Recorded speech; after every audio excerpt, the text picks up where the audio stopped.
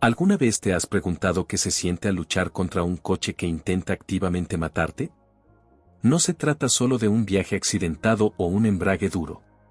Me refiero a máquinas que requieren reflejos sobrehumanos solo para mantenerlas apuntando en línea recta.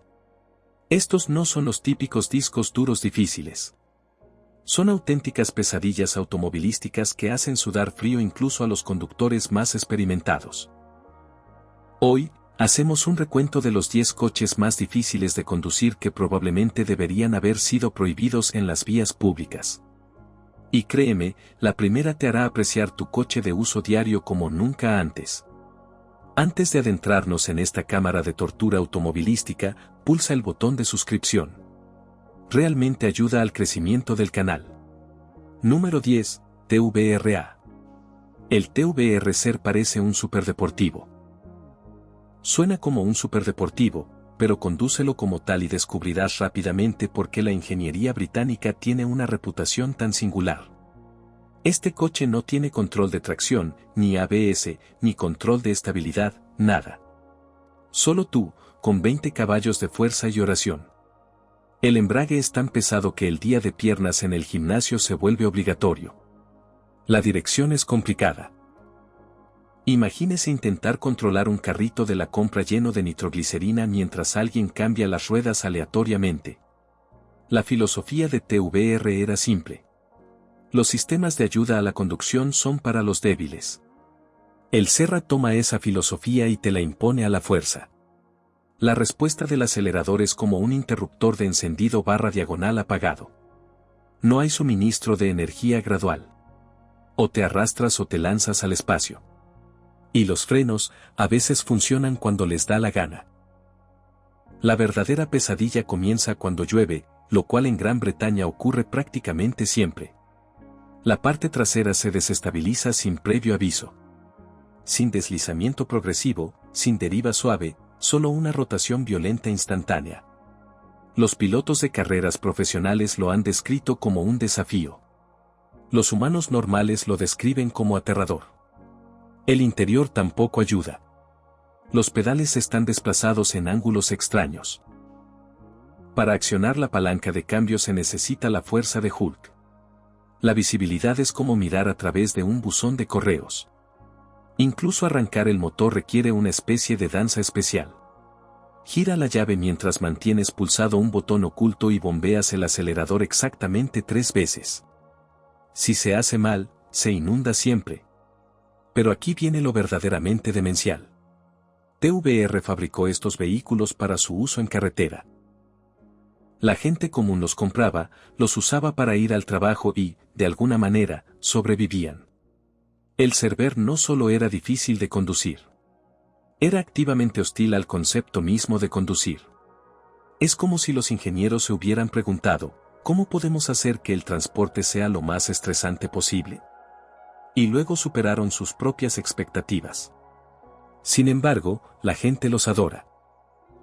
Porque cuando por fin lo conseguías, cuando todos los planetas se alineaban y la cera decidía cooperar, era mágico durante unos 30 segundos, y luego intentaba matarte de nuevo. Esa es la filosofía de TVR. Número 9, Lotus Elise S1. El Lotus Elise original figura en la lista no porque sea potente o impredecible, sino porque lleva el minimalismo a extremos realmente peligrosos. Esto no es un coche.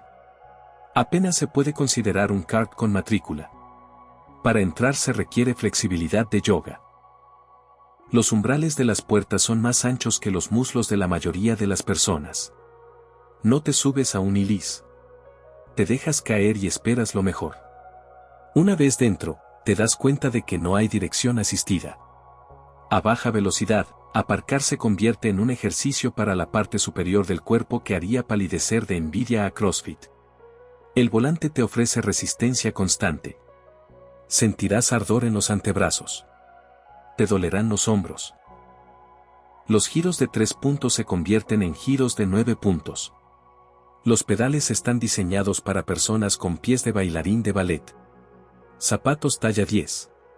Buena suerte accionando un pedal a la vez.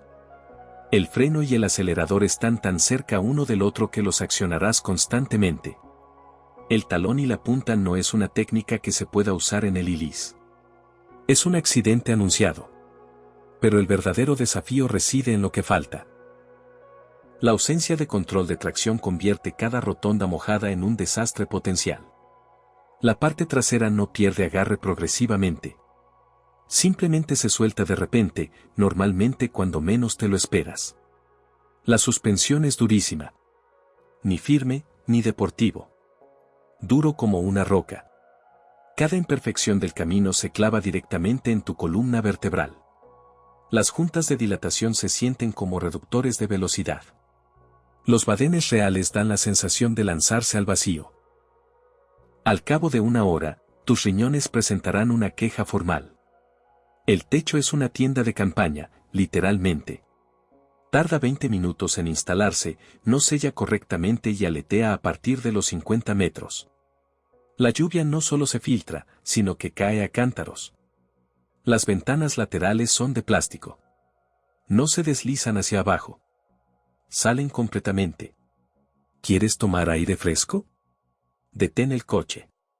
Retire la ventana, busque algún lugar donde guardarla y luego continúe. El sistema de calefacción es teórico. El ILIS trata la comodidad como una enfermedad que debe ser erradicada. Sin embargo, de alguna manera la gente conducía estos vehículos a diario, los usaba para ir al trabajo e incluso para hacer las compras.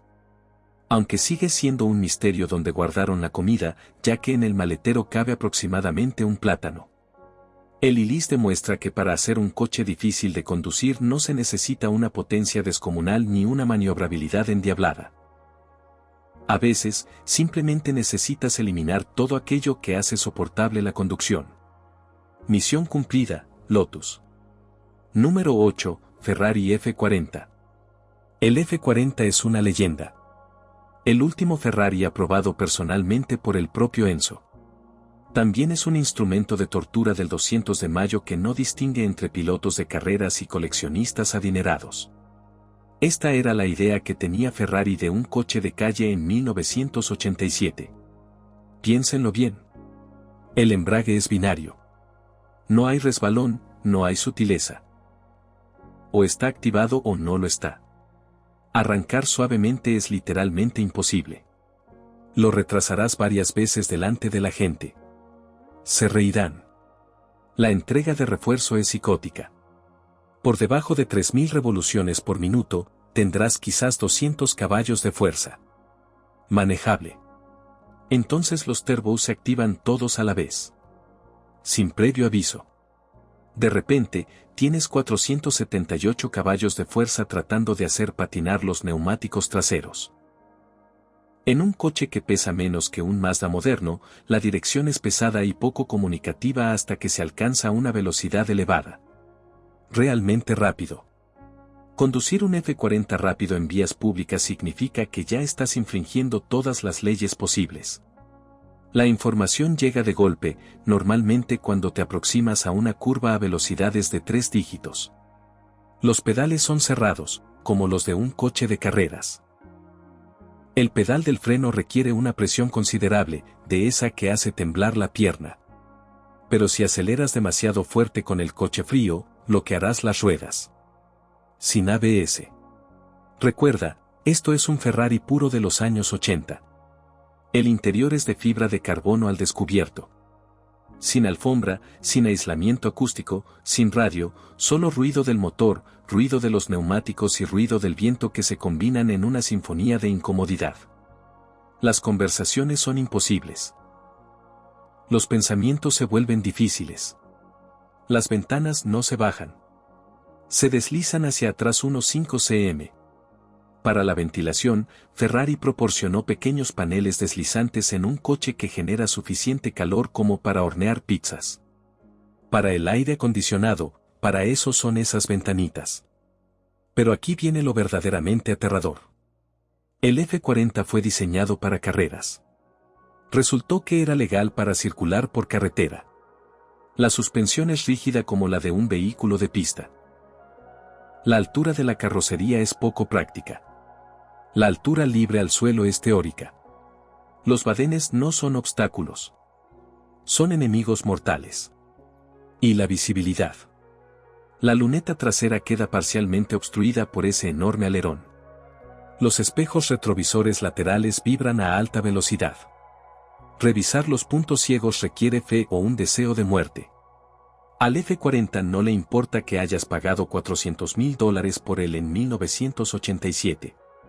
No le importa que no seas un piloto profesional. Exige la perfección y castiga cualquier cosa que no la alcance. Un error a alta velocidad y vas hacia atrás o peor. Este es un coche que mató a conductores experimentados que sabían exactamente a qué se enfrentaban. Para todos los demás, es como jugar a la ruleta rusa automovilística con muchísimas probabilidades de perder. Número 7. Dodge Vapor, primera generación. El Dodge Vapor original fue la respuesta estadounidense a los superdeportivos europeos. Pero en lugar de sofisticación y tecnología, Dodge optó por la potencia bruta y un desprecio total por la seguridad humana. Es como si hubieran construido un coche específicamente para darle la razón a Darwin. Empecemos por el motor. 8.0L, 10 cilindros, 400 caballos de fuerza. En 1992, eso era territorio de superdeportivos. Pero a diferencia de los superdeportivos, el Viper no tenía control de tracción, ni control de estabilidad, ni ABS hasta 2001. Solo tú y toro para hacer girar la tierra al revés. Los tubos de escape laterales discurren exactamente por donde pondrías la pierna al salir del vehículo. No son calientes. No están calientes. Están a la temperatura de la superficie del mercurio. Finalmente, Dodge añadió etiquetas de advertencia. Tras numerosas demandas de personas con quemaduras de tercer grado, la solución es no tocar las tuberías increíblemente calientes que están ubicadas exactamente donde las tocarás. Brillante. El manejo es especial. La parte trasera no se desprende progresivamente. Se rompe violentamente sin previo aviso. En un instante estás conduciendo, al siguiente estás mirando hacia donde viniste. Los conductores profesionales lo calificaron de desafiante. Las compañías aseguradoras lo consideraron no asegurable. El interior hace que las celdas de prisión parezcan lujosas. No hay manijas en las puertas interiores. Tiras de una correa. Sin ventanas durante los primeros años. No baje las ventanillas. No tiene ventanas. Simplemente son cortinas laterales de plástico que se pueden quitar y guardar en algún sitio. El techo era de lona. Siempre tenía fugas. El marco se aflojaría con el traqueteo. Los pestillos se romperían. La mayoría de los propietarios simplemente los dejaron apagados. Para la lluvia, para eso están las chaquetas. Los pedales están mal colocados. El embrague es lo suficientemente duro como para fortalecer los músculos de las piernas. El cambio de marcha se siente como remover piedras con una cola de billar. Cada cambio de marcha es una aventura. ¿Entrará? ¿Verdad que sí? ¿Quién sabe? Pero el verdadero truco de fiesta es la completa ausencia de equipos de seguridad. Los Viper de primera generación ni siquiera tenían airbags, solo un volante grueso y esperanza. Las vigas de las puertas eran mínimas. La protección contra choques era teórica. Se trataba de un coche de carreras homologado para circular por la calle, pero sin ninguno de los elementos de seguridad necesarios para las carreras reales. El mercado objetivo de Dodge. Personas que pensaban que los Corvettes eran demasiado seguros y sensatos. Personas que querían experimentar lo que sintieron sus antepasados al huir de los depredadores. Miedo primigenio puro.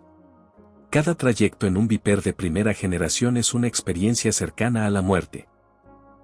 La única pregunta es ¿cuán cerca? Número 6. Porsche 930 Turbo. El Porsche 930 Turboyer se ganó su apodo, el Viuda Negra, a la fuerza, a través de un elevado número de víctimas mortales. No se trataba simplemente de un coche difícil. Era un asesino automovilístico que prefería atacar cuando menos te lo esperabas. El motor sobresale más allá del eje trasero. Eso ya es una receta para un manejo interesante. Añádele un turbo descomunal con tecnología de los años 70 y tendrás un desastre anunciado. Por debajo de 3.500 revoluciones por minuto, tenías quizás 150 caballos de fuerza. Manejable, seguro, incluso. Luego, el impulso golpea como un mazo. Todo.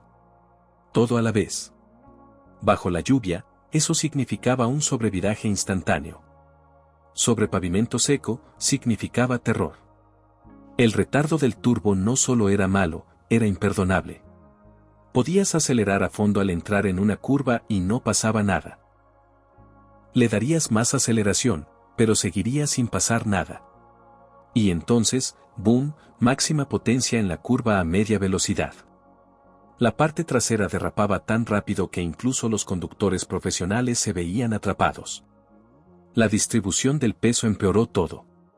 Todo ese motor colgando en la parte trasera hacía que la parte delantera fuera ligera, demasiado ligera. Si giras demasiado rápido, te saldrás directamente de la carretera.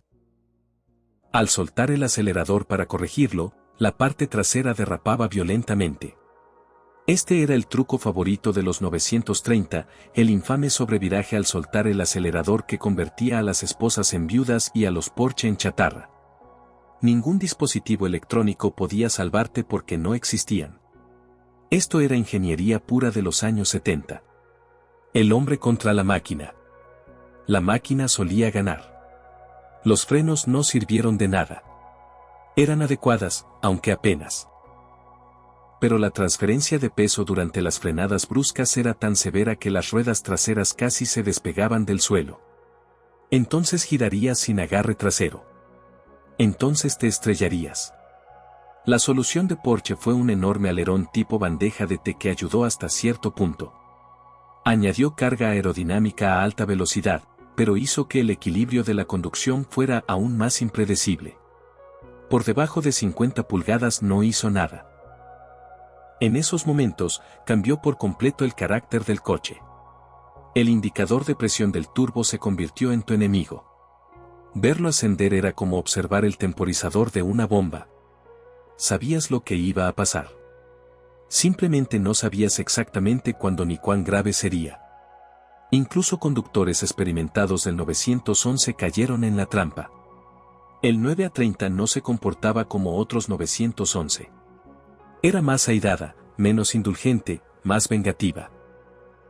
Un periodista describió la experiencia de conducirlo como negociar con un terrorista. Nunca sabías si llegarías a tu destino o si acabarías metido de espaldas en un seto en llamas. Sin embargo, la gente los compró. Muchos de ellos. Porque cuando lo hacías bien, cuando aprendías a bailar con el diablo, el 930 era increíble durante unos 5 minutos. Luego intentó matarte de nuevo. Esa es la filosofía de Porsche. Número 5, Lancia Delta S4.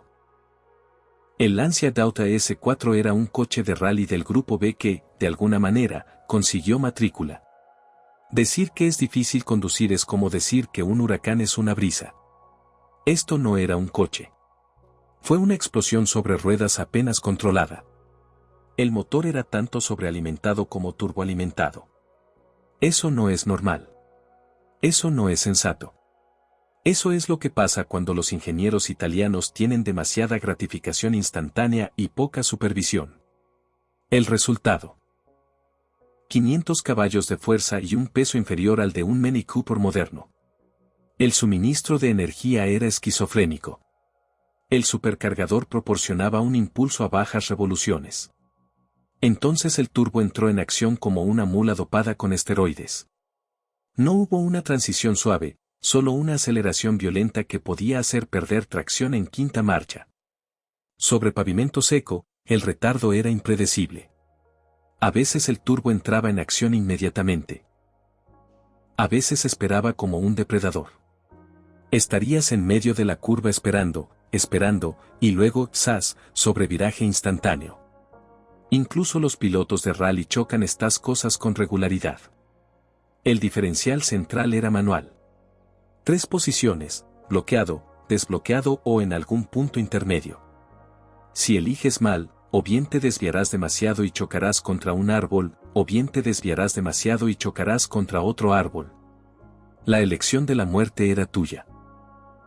El chasis era de fibra de vidrio y Kevlar, ligero y frágil. Si le cayera a algo más duro que una mariposa, se haría añicos.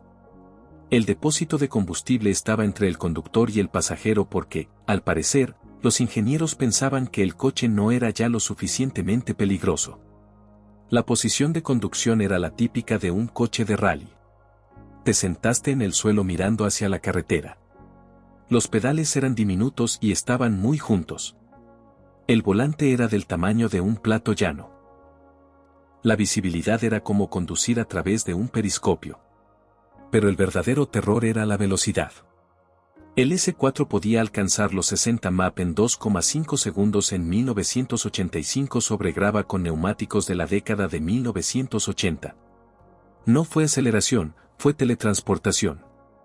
Tu cerebro no pudo procesar lo que estaba sucediendo con la suficiente rapidez. Los frenos eran de competición, de carbono, cerámica. No funcionaban en absoluto cuando hacía frío. Las primeras paradas requerían verdadera fe o estupidez, generalmente ambas. La suspensión era ajustable si sabías lo que estabas haciendo, cosa que nadie sabía. Incluso el equipo de fábrica tuvo dificultades para poner a punto estos coches correctamente. Propietarios de embarcaciones privadas, olvídalo. Simplemente se aferraron a la esperanza. El S4 acabó con el Grupo B reagrupamiento.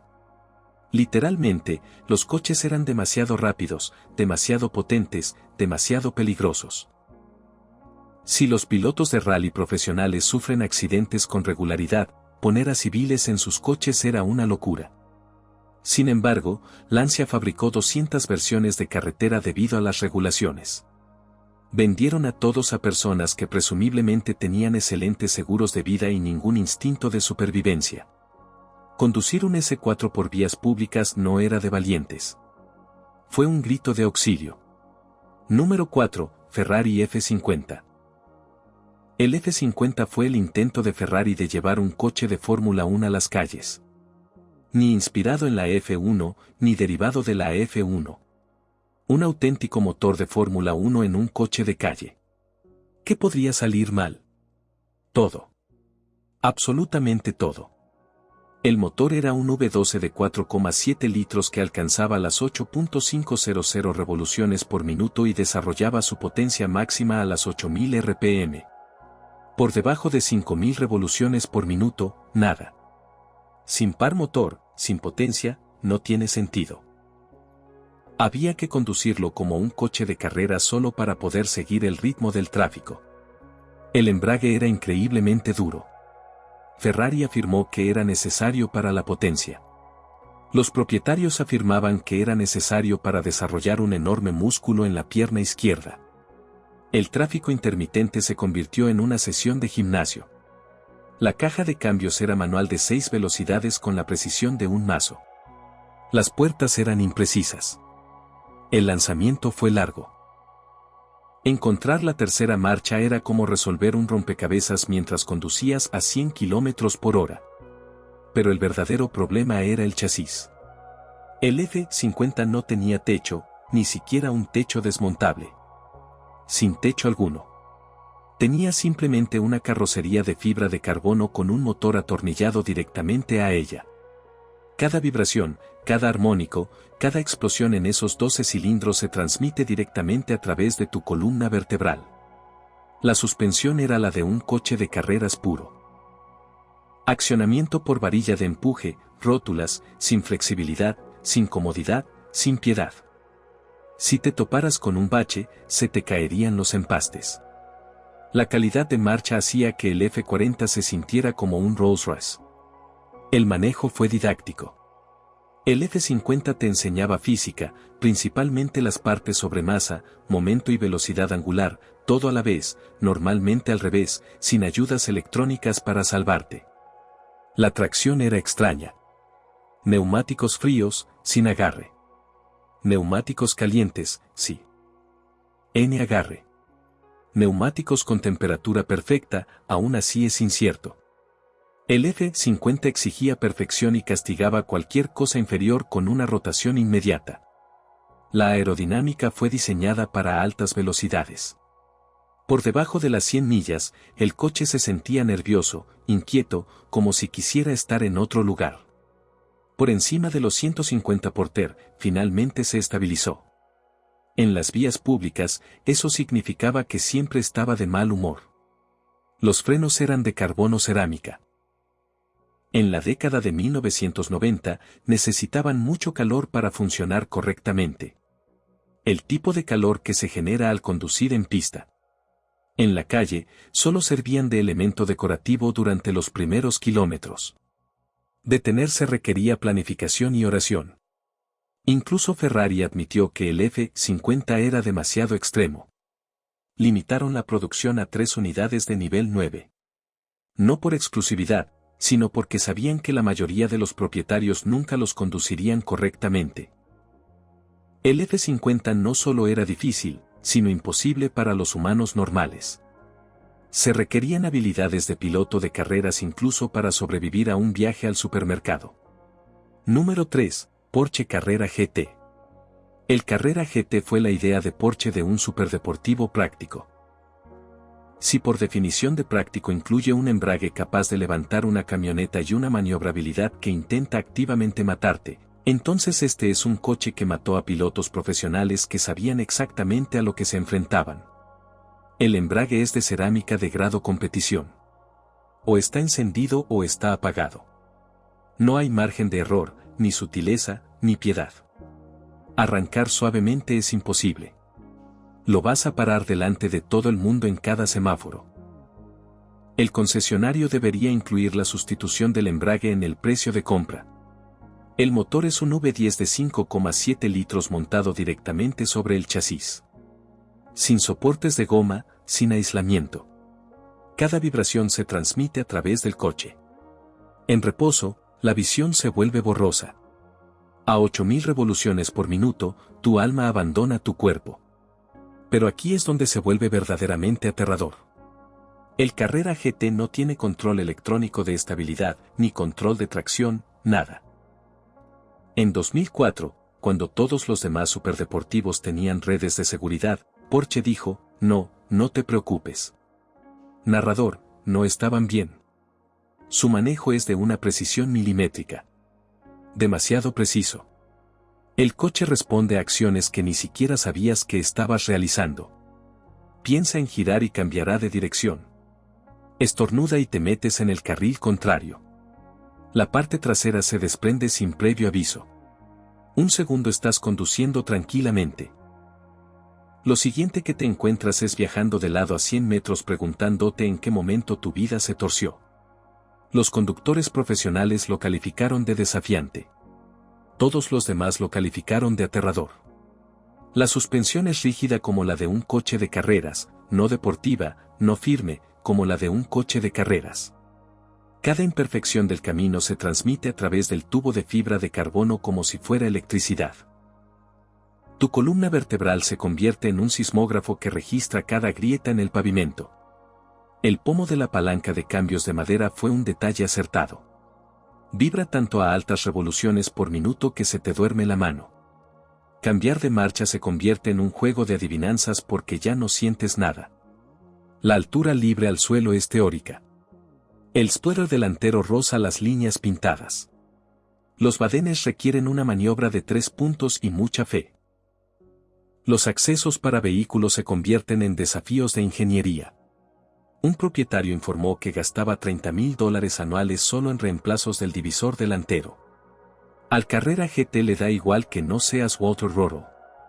Exige reflejos de piloto de carreras y castiga cualquier cosa inferior con la muerte inmediata. Este es un coche que mató a conductores experimentados a plena luz del día en carreteras secas. Para todos los demás. No es cuestión de si vas a estrellarte, sino de cuándo y con qué gravedad. Número 2. McLaren F1. El McLaren F1 no fue diseñado para ser difícil. Fue diseñado para ser el coche definitivo para el conductor. El problema es que lo supremo requiere habilidades sobrehumanas que los humanos normales no poseen. Este es un coche que alcanza los 240 km por hora y espera que te parezca bien. En primer lugar, la postura al sentarse. Tú te sientas en el medio. El asiento del conductor está centrado. Esto suena genial hasta que te das cuenta de que la percepción de la profundidad a alta velocidad se convierte en un verdadero desafío. Evaluar los huecos en el tráfico requiere una recalibración de todo el cerebro. Los pedales están desplazados para adaptarse a la posición central. Tu memoria muscular es inútil. Cada entrada requiere pensamiento consciente. Con un impacto mínimo de 200 km por hora y sin control de estabilidad, ¿qué podría salir mal? El embrague es sorprendentemente ligero. Demasiado ligero. No hay comentarios. No puedes sentir el punto de mordida. O está activado o no lo está. Y no lo sabrás hasta que estés en movimiento o atascado. Generalmente se estanca. La entrega de potencia es lineal, lo que suena bien hasta que te das cuenta de que eso significa que los 627 caballos de fuerza llegan de forma suave e implacable. No hay aviso previo, no hay drama, solo una velocidad cada vez mayor que tu cerebro no puede procesar. Irás a 150 antes de darte cuenta de que has salido del aparcamiento. La conducción es neutra, perfectamente neutra, lo que significa que pasará de subviraje a sobreviraje más rápido de lo que puedes pestañear. Sin previo aviso, sin deslizamiento progresivo, solo una rotación instantánea a velocidades que convierten los errores en obituarios. Los frenos son increíbles. Increíble. Te lanzarán contra el parabrisas si no estás preparado. El pedal necesita un empujón firme, entonces muerden como una trampa furiosa. La modulación requiere la precisión de un cirujano. La visibilidad es excelente.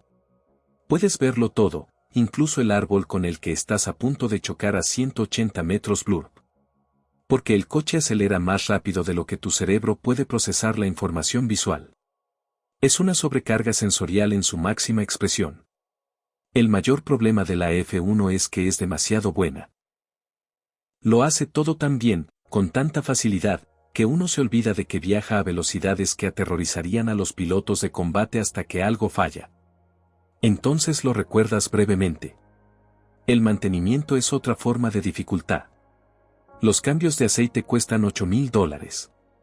El cambio de neumáticos requiere el envío del coche a Inglaterra. El embrague dura unos 5,000 kilómetros si se conduce con cuidado, menos si se conduce de forma agresiva. Pero el verdadero desafío es mental. La F1 requiere una concentración absoluta cada segundo.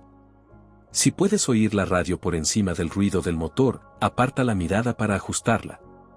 Y has recorrido un cuarto de milla. Mira por los espejos retrovisores y verás que has cambiado de código postal. Este no es un coche para conducir, es un coche para sobrevivir. Cada viaje es una prueba de habilidad, reflejos y coraje. Sobre todo, valor, porque la habilidad y los reflejos nunca son suficientes. Número 1. Lancia 037. El Lancia 037 se lleva el primer puesto porque no solo es difícil de conducir. Es activamente homicida. Se trata de un coche de rally del Grupo B que Lancia adaptó para su uso en carretera sin mucho entusiasmo. Convertido es un término generoso para referirse a la adición de intermitentes y dio por terminada la jornada. Empecemos por lo que es. Un coche de rally con motor central y tracción trasera, 325 caballos de potencia y el peso de una caja de zapatos en los años 80, cuando la tecnología de los neumáticos era básicamente gomas elásticas con mucha esperanza. El 037 fue el último coche de tracción trasera en ganar el Campeonato Mundial de Rally. Piénsalo. Este vehículo superaba a los coches de tracción a las 4 ruedas en grava y nieve gracias a su pura fuerza bruta y a la tenacidad italiana. El motor es sobrealimentado. No es turboalimentado, es sobrealimentado. Eso significa energía instantánea. Todo ahora mismo. Sin demora, sin aviso, sin piedad. Al tocar el acelerador, las ruedas traseras patinan en quinta marcha. La maniobrabilidad es buena, imagínese intentar controlar un carrito de la compra propulsado por cohetes sobre hielo con los ojos vendados durante un terremoto. Ese es el 037 en un buen día. En un mal día, es peor. La dirección es increíblemente directa. La proporción 1:1 no lo describe. Piensa en uno, es más preciso. Si te das la vuelta, ya estás de lado. La respuesta ha sido abrumadora. Sientes cada piedrecita, cada raya de pintura, cada imperfección en el pavimento. El chasis es puro coche de rally. Sin concesiones. El recorrido de la suspensión es mínimo. Las tasas de resorte son astronómicas. La amortiguación está ajustada para caminos de grava asfaltados a velocidades de competición. En las vías públicas, es como conducir una batidora de pintura. Pero aquí viene lo verdaderamente demencial. La distribución del peso. El motor está justo detrás de tu cabeza. Los depósitos de combustible están en las puertas. Sí, las puertas. Porque al parecer los ingenieros pensaban que los impactos laterales no eran ya lo suficientemente peligrosos. La transmisión es una caja de cambios de primera marcha tipo dogleg de competición. La primera está hacia abajo y a la izquierda, donde normalmente está la marcha atrás. ¿Adivinen cuántos propietarios descubrieron esto al chocar contra las paredes de su garaje? La respuesta es todas ellas. El embrague es de especificaciones puramente de competición. O está totalmente involucrado o totalmente desvinculado. No hay deslizamiento, no hay compromiso gradual. Arrancar suavemente es físicamente imposible. O te quedas parado o despegas, normalmente ambas cosas de alguna manera. Los frenos son de otra dimensión. No detienen el coche. Detienen el tiempo. Si te paras sobre ellas con fuerza, tus ojos intentarán salirse por tu frente, pero solo funcionan cuando están calientes. En frío, en el mejor de los casos, son meras sugerencias. El interior es de fibra de vidrio sin tratar. Sin aislamiento acústico, sin confort, sin piedad. El ruido a máxima potencia no es fuerte, es doloroso. Las conversaciones son imposibles. Los pensamientos se vuelven difíciles. Te zumban los oídos durante días. La visibilidad es una broma cruel. La ventana trasera tiene el tamaño de una ranura para correo. Los espejos vibran a gran velocidad hasta quedar inservibles. Puntos ciegos. Todo es un punto ciego. Se conduce por fe y oraciones italianas, pero lo mejor de todo es la completa ausencia de ayudas electrónicas. Sin ABS, sin control de tracción, sin control de estabilidad. Tú contra la física. La física suele ganar de forma espectacular. El 037 no solo intenta matarte, sino que además se pone creativo para lograrlo.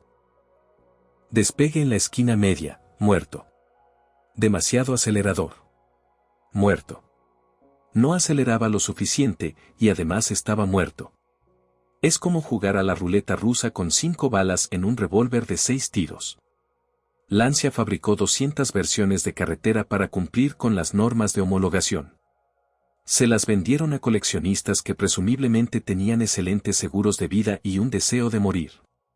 La mayoría nunca han sido conducidos correctamente. Porque conducir correctamente en 037 significa aceptar que quizás no regreses. Este es nuestro número 1 porque combina todas las dificultades automovilísticas en un paquete aterrador. Es demasiado potente, demasiado ligero, demasiado sensible y demasiado implacable. Es un coche de carreras que por error consiguió matrícula y es magnífico si sobrevives. Y ahí lo tienen. Son 10 coches tan difíciles de conducir que probablemente deberían ser ilegales. Cada uno de ellos es un testimonio de lo que sucede cuando los ingenieros priorizan el rendimiento sobre la supervivencia. ¿Cuál de estas pesadillas de 4 ruedas serías lo suficientemente valiente como para probar? O mejor aún, ¿de cuál has sobrevivido realmente? Comparte tus experiencias cercanas a la muerte en los comentarios a continuación. Y si te ha gustado este recuento de locuras automovilísticas, dale al botón de me gusta y suscríbete para ver más vídeos sobre coches que odian activamente a sus conductores. Activa también la campanita de notificaciones, porque no querrás perderte nuestra próxima lista. Gracias por ver el video, y recuerda, a veces el mejor coche es el que no intenta matarte. ¿Recuerdas aquella vez que viste una camioneta de trabajo blanca y lisa y pensaste, aburrida? ¿Y si les dijera que algunos de los camiones de aspecto más anodino de la historia eran en realidad obras maestras de la ingeniería escondidas a plena vista? Estos camiones no ganaron concursos de belleza. No tenían pinturas llamativas ni un estilo agresivo. Pero revolucionaron industrias, salvaron empresas y se convirtieron en leyendas gracias a su enorme capacidad. Hoy, hacemos un recuento de 10 camiones que parecían aburridos pero que en realidad eran brillantes. Y créeme, la primera te hará ver cualquier camioneta básico de forma diferente. Antes de empezar, pulsa el botón de suscripción. Realmente ayuda al crecimiento del canal. Número 10, Nissan Frontier, 2005 a 2019. Durante 14 años, Nissan vendió básicamente la misma camioneta. 14 años. Mientras que los competidores rediseñan sus camionetas cada 5 años, la Frontier se mantuvo igual. Los autoperiodistas se burlaron de ello. Los entusiastas lo consideraban anticuado. Los vendedores prácticamente se disculparon por tenerlo en el lote. Pero aquí está el detalle del que nadie habló. Esta camioneta tan aburrido era genial. El motor V6 de 4L de la Frontier, a prueba de balas. Estamos hablando de una fiabilidad de 300.000 millas sin problemas importantes. La transmisión, una sencilla automática de 5 velocidades que se negaba a averiarse. Nada de sofisticadas cajas de cambios de 8 velocidades ni CVT, solo durabilidad a la antigua usanza. Y ese diseño obsoleto significaba algo crucial. Nissan había solucionado todos y cada uno de los fallos. Para 2010, sabían exactamente dónde estaba cada punto débil. Los habían arreglado todos. A los gestores de flotas les encantó. Las empresas constructoras las compraban por docenas. ¿Por qué? Porque aburrido significaba predecible. Predecible significaba fiable. Fiable significaba rentable. La Frontier no tenía desactivación de cilindros. No tenía turbocompresores. No tenía paneles de carrocería de aluminio. Tenía la sencillez del acero y la fiabilidad de la edad de piedra. El interior era de plástico fantástico. El sistema de infoentretenimiento era propio de 2005. El consumo de combustible era mediocre en el mejor de los casos, pero a los propietarios no les importaba. Estaban demasiado ocupados trabajando. La Frontier se convirtió en el arma secreta del contratista, una camioneta que simplemente no se rendía.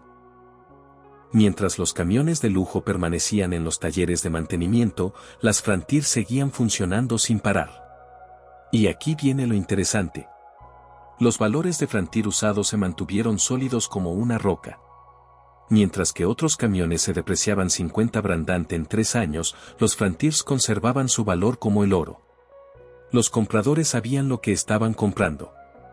Una camioneta aburrido que era brillante en su función de camioneta. Nissan finalmente lo rediseñó en 2020. Las ventas cayeron. Resulta que el aburrimiento era justo lo que la gente quería.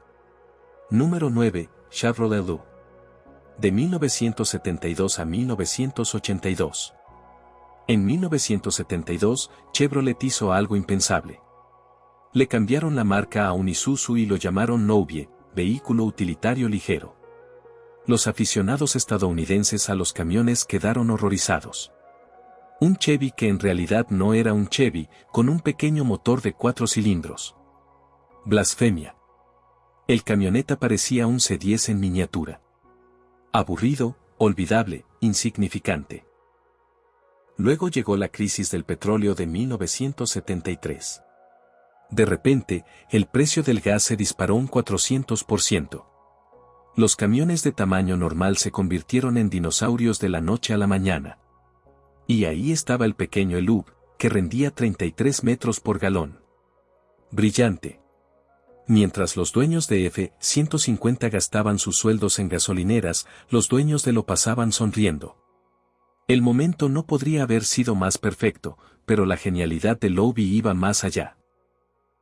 Eso significaba que la ingeniería de Suzu ofrecía la fiabilidad japonesa en un concesionario estadounidense. El motor de 1.8 litros solo producía 75 caballos de fuerza. Un desastre para los estándares de los camiones, pero diseñado para durar eternamente. Sin complejidad, sin ordenadores, solo simplicidad mecánica que cualquier mecánico podría reparar con herramientas básicas. La cama era minúscula, de apenas 6 pies.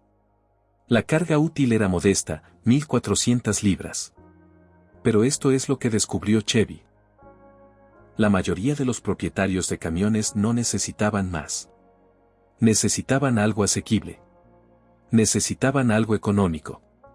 Necesitaban algo fiable. El LUV entregó los tres. Se convirtió en la camioneta del hombre inteligente. La decisión inteligente de la que nadie presumió. A las pequeñas empresas les encantaban. Las empresas de reparto compraron flotas. Los estudiantes universitarios los heredaron y los impulsaron durante sus estudios de posgrado.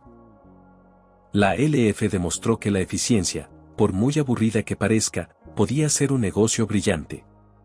Abrió el camino para todos los camiones compactos que le siguieron.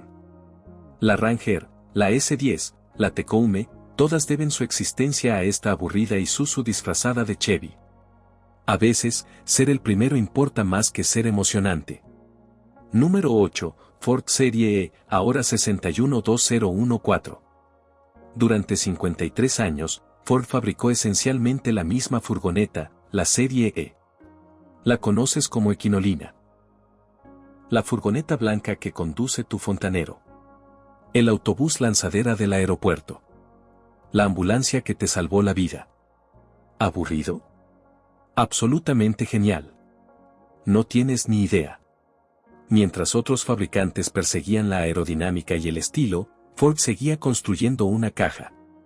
Una caja sencilla, fiable y reparable. La E-Serie se convirtió en el caballo de batalla de Estados Unidos gracias a su pura tenacidad. Se negaba a cambiar porque el cambio habría arruinado todo lo que la hacía perfecta. El genio estaba en la plataforma. Ford creó un lienzo en blanco que podía convertirse en cualquier cosa. Ambulancia, listo. Casa móvil, fácil. Camioneta de comida, perfecto. Furgoneta de vigilancia del FBI, ideal. La Serie E no era solo una furgoneta. Fue lo que Estados Unidos necesitó que fuera. Esa flexibilidad la hacía insustituible. El motor estaba situado entre los asientos delanteros, bajo una cubierta tipo caseta. A los mecánicos les encantó. Todo era accesible. No es necesario desmontar el motor para reparaciones importantes. No se puede quitar la cabina. Simplemente abre la tapa y ponte a trabajar. En el mundo comercial, el tiempo de inactividad equivale a dinero perdido. La Serie E minimizó el tiempo de inactividad como ninguna otra cosa. Esto es lo que lo hizo verdaderamente brillante. Disponibilidad de piezas. Un Iris de 1975 compartía componentes con un modelo de 2010. Pastillas de freno, filtros, alternadores.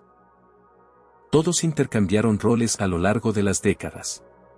Los gestores de flotas podrían almacenar un solo juego de piezas para furgonetas compradas con 20 años de diferencia. Inténtalo con cualquier vehículo moderno. Ford vendió más de 8 millones de furgonetas de la Serie E, 8 millones. Se convirtió en la furgoneta de tamaño completo más vendida de la historia por ser aburrida. Sin electrónica sofisticada, sin sistemas complejos, solo ingeniería probada que funcionó. Cuando Ford finalmente la reemplazó con la Transit en 2014, los compradores comerciales entraron en pánico. Almacenaron furgonetas de la Serie E porque a veces la monotonía es precisamente la apariencia de la genialidad. Número 7, Toy. Otta Stout 1964-1969. Antes de que la Hilux conquistara el mundo, existía la Stout. El primer intento real de Toyota en el mercado estadounidense de camiones. Parecía como si alguien hubiera dibujado una camioneta de memoria. Genérico, olvidable, el equivalente automovilístico del papel pintado beige. Pero esta aburrida camioneta le enseñaría a Toyota todo sobre cómo construir camionetas indestructibles. La Stout llegó en 1964 con un motor de 1,9 litros que producía 85 caballos de fuerza. Los camiones estadounidenses tenían motores V8 que triplicaban esa potencia. La velocidad máxima de la Stout es de 75 y su cuerpo desciende con viento a favor. La caja soportaba 1.400 libras, la mitad de lo que cargaban los camiones estadounidenses. Sobre el papel, era una broma. Pero los ingenieros de Toyota tenían otras prioridades.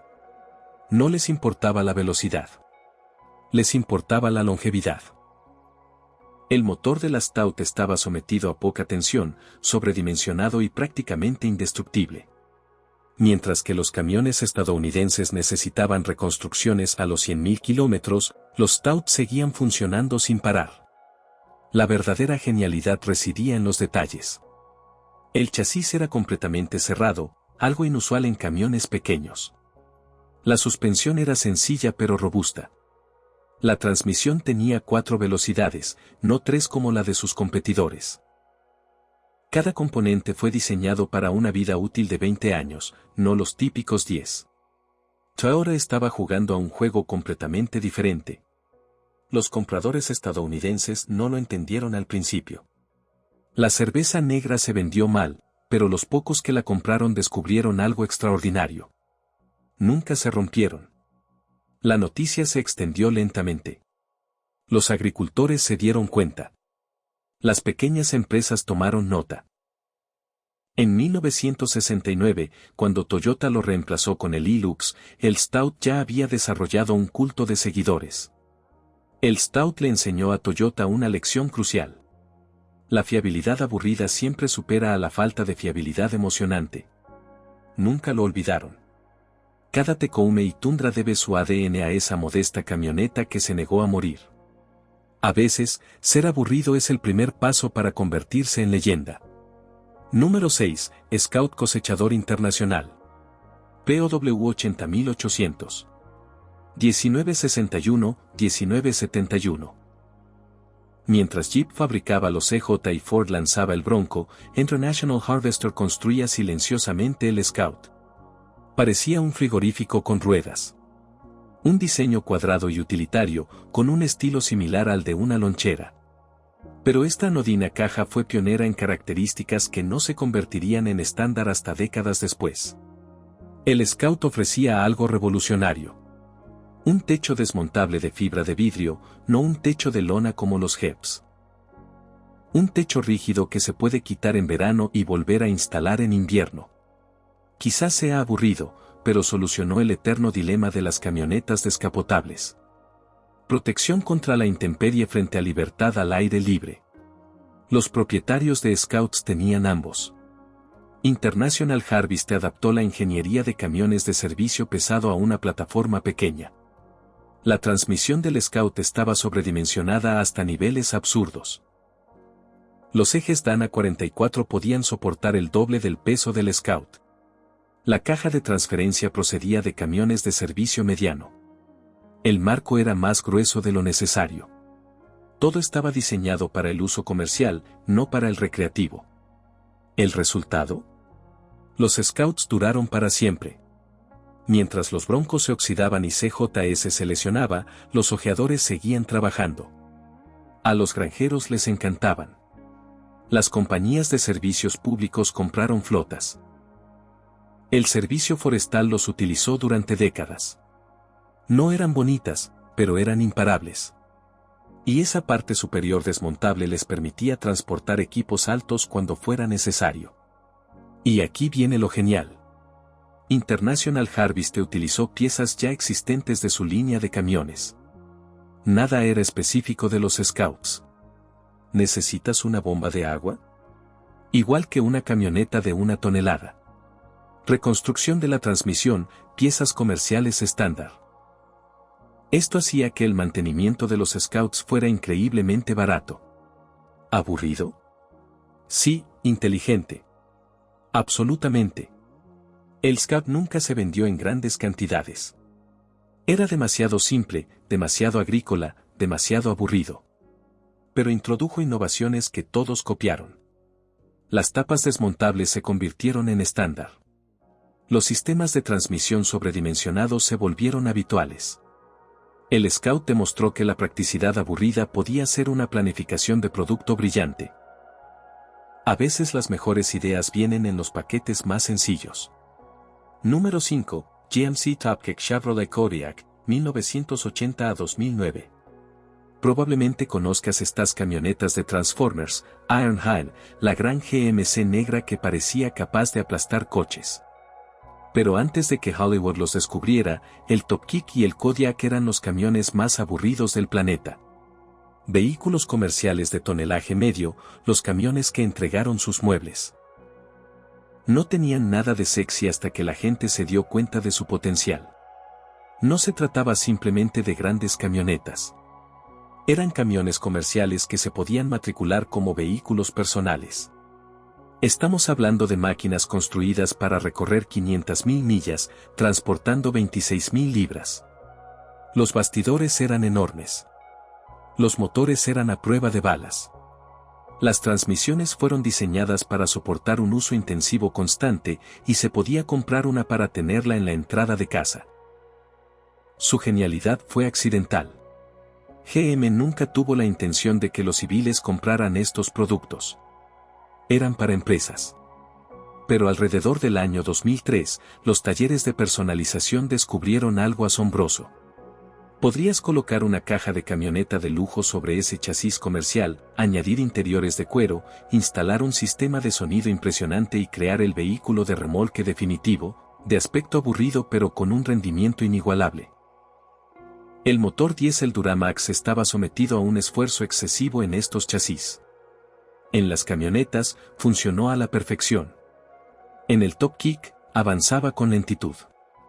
Los propietarios reportaron un consumo de 30 mpg durante el remolque. La transmisión Allison diseñada para camiones volquetes se reía de las cargas recreativas. Todo estaba sobredimensionado según los estándares comerciales. Esto es lo que los hizo verdaderamente brillantes. Disponibilidad de piezas. Todos los componentes eran de calidad comercial estándar, disponibles en cualquier parada de camiones. Cualquier distribuidor comercial podría darle servicio. No se necesitan herramientas especiales, ni piezas patentadas, solo componentes comerciales probados que cuestan menos que las piezas de repuesto para camionetas. El Topkick y el Kodiak crearon un nuevo segmento de mercado, el de las camionetas personales de uso comercial. Demostraron que la aburrida ingeniería comercial podía convertirse en un brillante medio de transporte personal. Cuando GM dejó de fabricarlos en 2009, su valor se disparó. Resulta que la fiabilidad, por muy aburrida que parezca, vale su peso en oro. Número 4. Mitsubishi Marimax Share Dog Ram 50. 1979-1996. En 1979, Mitsubishi construyó una camioneta pequeña tan aburrida que tuvieron que darle un nombre emocionante solo para llamar la atención. El Marimax parecía como si alguien hubiera fotocopiado una camioneta y hubiera perdido resolución. Genérico, insípido, olvidable. Chrysler lo rebautizó como Ram 50, haciéndolo aún más aburrido. Pero este rapero de clase baja escondía un talento genuino. El Marimax introdujo algo que los camiones estadounidenses no tenían. Balance. Ni demasiado grande, ni demasiado pequeño, ni demasiado potente, ni demasiado débil, ni demasiado caro, ni demasiado barato. Era el camioneta perfecto. Todo estaba perfecto. Y ese equilibrio perfecto lo hizo ideal para los compradores reales de camiones. El motor de 2.0 litros producía 93 caballos de fuerza. Patético. No precisamente. Se ajustaba perfectamente al peso del camioneta. Podrías navegar a 75 millas por galón durante todo el día, remolcar 3.500 libras sin esfuerzo y obtener 28 millas por galón haciéndolo. El motor, de diseño poco atractivo, se dimensionó con precisión para lograr eficiencia, no para presumir. Pero aquí viene lo genial. Mitsubishi utilizó su tecnología automotriz en una plataforma de camiones. El Marimax tenía un sistema de tracción delantera adaptado a la tracción trasera. Esto significaba una conducción similar a la de un coche, la capacidad de una camioneta y la fiabilidad japonesa. Se manejaba como un auto, funcionaba como una camioneta y duraba como un Corolla. El interior era ridículamente básico. Asientos de vinilo, ventanas manuales, una radio AM si tenía suerte, pero todo estaba perfectamente colocado. La palanca de cambios cayó naturalmente en mi mano. El volante era del tamaño correcto. Los pedales estaban perfectamente espaciados. Mitsubishi invirtió dinero en ergonomía, no en características llamativas. A los jóvenes contratistas les encantaban. Los repartidores de pizza los compraban de segunda mano. Los jardineros las agotaron por completo.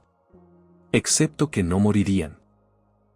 El poderoso Max demostró que la competencia aburrida supera a la incompetencia emocionante. Influyó en todos los camiones compactos que le siguieron. A veces, la mejor ingeniería es invisible. El Mari Max era brillantez invisible sobre ruedas. Número 3, Volkswagen LT. 1975-2006. Si bien todos conocen la furgoneta VW, nadie recuerda la LT. El gran camioneta de transporte de Volkswagen parecía un contenedor de carga con ventanas. Era al estilo lo que la mayonesa es a las especias. Aburrimiento puro y concentrado sobre ruedas.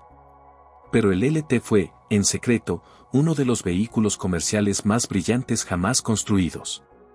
Los ingenieros de VW tenían un objetivo. Crea una furgoneta que pueda hacer de todo, no solo transportar carga. Todo. El diseño modular del LT fue revolucionario. Se puede pedir como furgoneta, camioneta, autobús o chasis cabina. Distancia entre ejes corta, media o larga. Techo alto o estándar. Ruedas traseras simples o dobles. Las combinaciones eran infinitas. La verdadera genialidad estaba debajo. El LT utilizaba motores Mercedes-Benz. Sí, Mercedes. VW se asoció con su rival para garantizar una fiabilidad a prueba de balas. No se trataba de motores de coche adaptados para camiones. Eran motores diésel comerciales construidos específicamente para un propósito, ofrecer una vida útil de 1.000.000 de millas. ¿Aburrido? Absolutamente inteligente. Genio. Pero espera, aún hay más. La suspensión delantera del LT utilizaba componentes de automóviles para mayor comodidad. La parte trasera utiliza piezas de camioneta para mayor durabilidad. Este enfoque híbrido significaba que, cuando estaba vacío, se comportaba como un coche, pero podía soportar cargas máximas sin averiarse. Ninguna otra furgoneta combinaba comodidad y capacidad como esta. La LT introdujo características que ahora parecen obvias, pero que entonces fueron revolucionarias.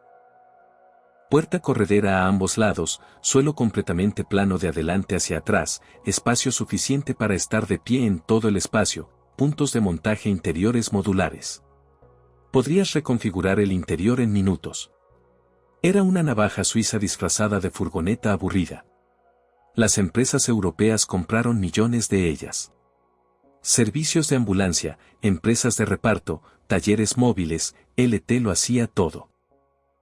Cuando VW finalmente la reemplazó con la Craft en 2006, las empresas acumularon existencias de LT porque sabían reconocer la brillantez aburrida cuando la veían. El LT demostró que a veces el mejor diseño es la ausencia total de diseño, simplemente pura brillantez funcional. Número 2. Mazda Ver Ford Courier, 1972-1982.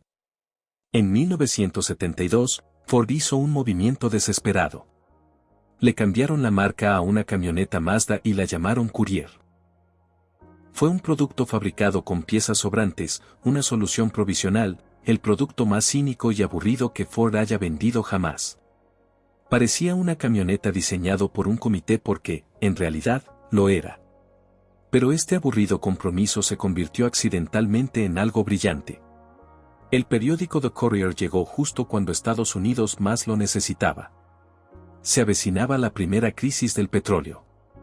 Las regulaciones de la EPA se estaban endureciendo. Las tarifas de los seguros para coches deportivos se disparaban. Los compradores jóvenes necesitaban algo práctico, asequible y eficiente. El mensajero era las tres cosas. ¿Aburrido? Sí. ¿Momento perfecto? Absolutamente. Esto es lo que lo hizo brillante. La ingeniería de Mazda combinada con la red de concesionarios de Ford. Los cables combinan la fiabilidad y eficiencia japonesas con la disponibilidad de piezas y servicio estadounidenses. Era lo mejor de ambos mundos escondido en el paquete más aburrido imaginable. El motor de 1.8L producía 74 caballos de fuerza pero tenía 30 MUAI. En 1972, eso fue revolucionario. Esta trayectoria profesional introdujo a los estadounidenses a un concepto radical, el camioneta como medio de transporte diario. No era un vehículo de trabajo, ni una herramienta agrícola, simplemente un medio de transporte normal que, por casualidad, tenía una cama. Ahora parece obvio, pero en 1972 fue algo revolucionario. Esta trayectoria profesional hizo que los camiones fueran accesibles para todos. El secreto residía en la sencillez. Sin dirección asistida, sin aire acondicionado, sin transmisión automática al principio, solo lo básico ejecutado a la perfección. La dirección manual era precisa. El embrague era suave. El cambio de marchas era suave. Mazda sabía que si vas a hacer las cosas simples, más vale que sean perfectas. Ellos eran. Los estudiantes universitarios los compraban. Las familias jóvenes los usan como segundo coche. Las pequeñas empresas descubrieron que eran más baratas que las furgonetas. La empresa Courier creó el mercado de camionetas compactas para uso personal. Todos los modelos Ranger, Colorado y Tacoma deben su existencia a este aburrido Mazda disfrazado de Ford. A veces, ser aburrido es la estrategia más brillante de todas. Número 1. Jeep Serie J 1963 a 1988. Durante 26 años, Jeep fabricó la misma camioneta, la Serie J. Parecía una oruga de carreta con una cama. Un estilo que ya estaba desfasado en 1963 y era arcaico en 1988. Mientras que sus competidores se rediseñaban cada pocos años, la Serie J simplemente existía. Los periodistas del sector automovilístico lo ignoraron. Los compradores lo pasaron por alto. Era el camioneta más aburrido de Estados Unidos. Fue también la más brillante. La Serie J logró algo que ningún otro camioneta intentó. Se negó a tomar partido. ¿Era una camioneta de trabajo? Sí. ¿Era un vehículo familiar? Sí, también. ¿Era un todoterreno? Absolutamente. ¿Era un coche de carretera? Eso también. La Serie J lo era todo para todos, y eso la convirtió en revolucionaria. Aquí reside la genialidad. Jeep utilizaba la misma plataforma para todo. Las camionetas Wagoneer, Cherokee y de la Serie J compartían componentes. Esto significaba una increíble disponibilidad de repuestos y un mantenimiento sumamente económico. Pero eso también significaba que la Serie J tenía características que ningún otro camioneta ofrecía. Tracción a las 4 ruedas, de serie, transmisión automática, disponible desde el primer día. Dirección asistida, la tienes. La Serie J fue pionera en el mercado de camiones de lujo. En 1963, se podía pedir un modelo de la Serie J con aire acondicionado, elevalunas eléctricos y un interior elegante. Las camionetas Ford y Chevy seguían siendo maquinaria agrícola. La Serie J era para el transporte. Demostró que los camiones podían ser civilizados. Todas las camionetas pickup de lujo modernas deben su existencia a este aburrido Jeep. Pero la verdadera genialidad residía en la ingeniería. La Serie J utilizaba un bastidor perimetral completo, más resistente que los bastidores de escalera. La suspensión fue diseñada para la comodidad, no solo para la capacidad. Los motores estaban sometidos a esfuerzos insuficientes y sobredimensionados. Todo estaba diseñado para durar décadas, y se notaba.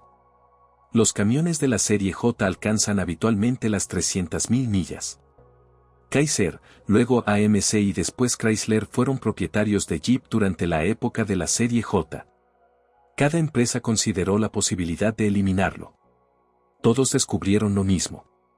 Era demasiado rentable como para interrumpir su producción.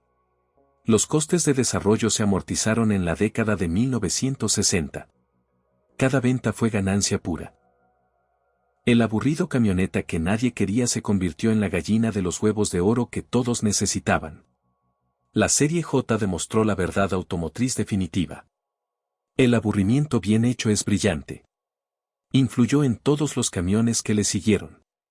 Cabinas extendidas, interiores de lujo, características pensadas para familias. La serie J fue la primera en hacerlo todo.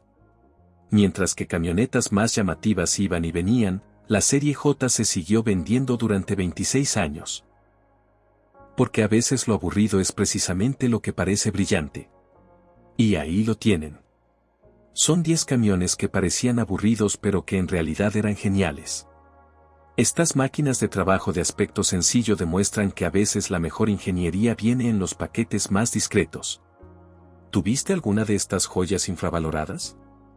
¿Cuál te sorprendió más? Déjanos tu opinión en los comentarios de abajo. Ya que has llegado hasta aquí, pulsa el botón de suscripción y la campanita de notificaciones. Tenemos más historias sobre los vehículos que dieron forma a nuestro mundo próximamente. Gracias por vernos y nos vemos la próxima vez.